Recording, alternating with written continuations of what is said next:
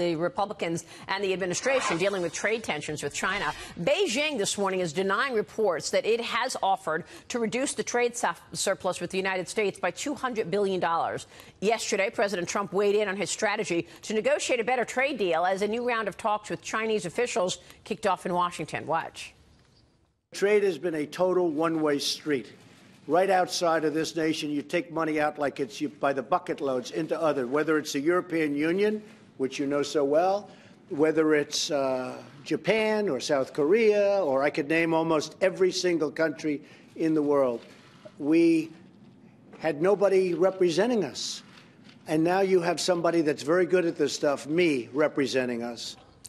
Meanwhile, lawmakers are looking to advance legislation that would give the United States more power to block deals between American and Chinese companies over national security concerns. Joining us now is House Freedom Caucus member, House Foreign Affairs Committee member as well, Congressman Ron DeSantis. Congressman, good to see you. Thanks so much for joining us. Good morning, Maria. So what I've been zeroing in on these last 24 hours is if the Chinese want to cut the surplus by $200 billion, what is the U.S. giving up in order to get that?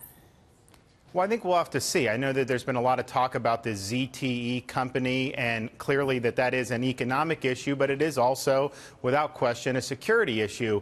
I just have confidence in President Trump. I mean, if there's ever been one political figure, certainly a president, who has been tough on China, not just since he's been a candidate and been president, but for years and years, it's him. And so I think he's looking to drive a good bargain for the United States. And I don't want to get out and say, oh, well, he shouldn't do this, shouldn't do that, because I think he's looking at a bigger picture here.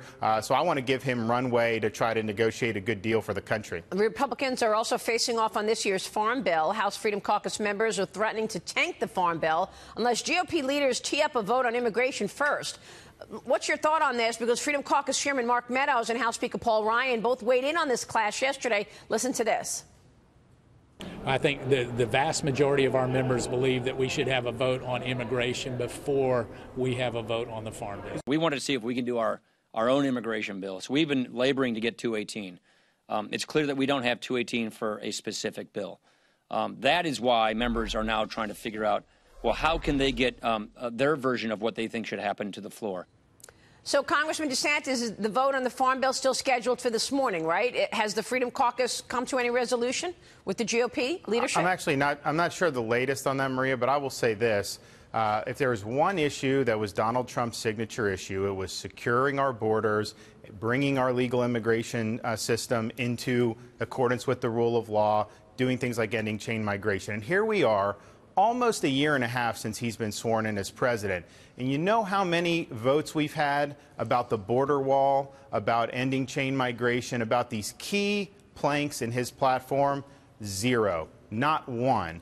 And here's the thing. I think the southern border wall at this point, 10 years ago, maybe it's more of a border thing for the border states. But if you look at what's happening at the southern border with the fentanyl and this poison that's being driven into our country, that's fueling the opioid crisis far above even what the prescription drugs had did, I think members all across the country have an interest in securing this border. So how it relates to the Farm Bill, you know, I'm not sure how that's going to play out. But I would say we've got to get here and deliver on the president's priorities with respect to border security. And oh, by the way, Maria, people talk about how you're going to pay for it. There have been bills put in, like Senator Cruz with the El Chapo Act, that would take the profits from drug kingpins who get convicted and apply it to the border wall. And that's billions and billions of dollars. So the ideas are there. I think the bills are there. We just got to actually have votes on it. And guess what? If the Democrats are going to go vote against all these things and shill for MS-13,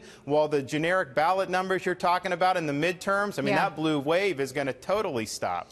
Yeah, that was pretty incredible that Nancy Pelosi is defending MS-13.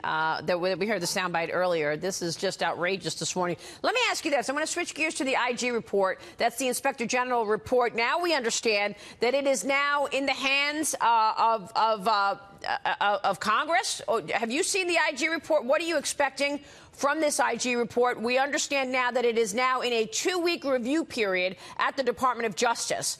And there could be violations of federal criminal laws in the FBI and the DOJ report. So I have not seen it yet. I'm actively seeing if it's been delivered to the Congress yet. I think it probably will be soon, and that's going to be something that's very important. I've heard that this thing is very thorough, and I heard that there's going to be a lot of people running for cover when this comes down. And it's interesting, Maria, you noted that New York Times story yesterday or the day before about going through how the Trump-Russia thing started. I mean, there's a reason why some of this stuff, I think, is leaking, because I think they realize that the hammer may come down with this IG report. And yes, you may have criminal referrals. Of course, I've been saying some of these folks have been referred long ago, like McCabe and Comey, but you actually may see that in the report. And don't forget, the Inspector General is a Democrat appointed by Obama. It's not like he's a partisan Republican. So it's in a 2-week review period at the DOJ right now. I guess we will see that within the next 2 weeks, then, in the Inspector General report? I think we should do that. I mean, I'm hoping it's not put out on like the Friday before Memorial Day weekend. I hope it's put out in a time where the American public is going to be engaged with the news and can really internalize and take stock of what happened during this critical time at the highest levels of the Department of Justice and the Federal Bureau of Investigation. Congressman, let me switch gears, because the president is outlining his expectations for the upcoming meeting with Kim Jong-un after North Korea's state news agency reported that the leader was threatening to cancel the summit if joint Air Force drills in South Korea continued. So we're willing to do a lot, and he's willing to, I think, do a lot also. And I think we'll actually have a good relationship, assuming we have the meeting and assuming something comes of it. And he'll get protections that will be very strong. What are those protections, Congressman? Do you agree that Kim Jong-un should receive protections if he agrees to surrender his nuclear capabilities?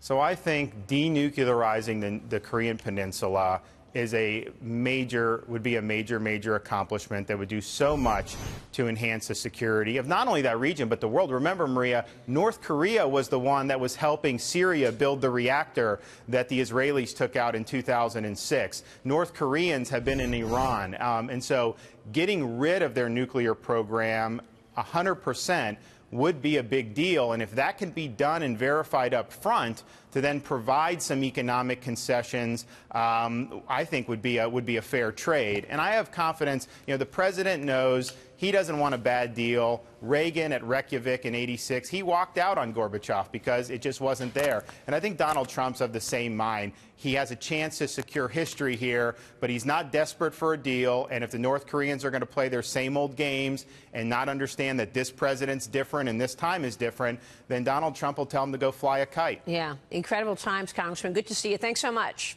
Thank you. Congressman Ron DeSantis joining us there.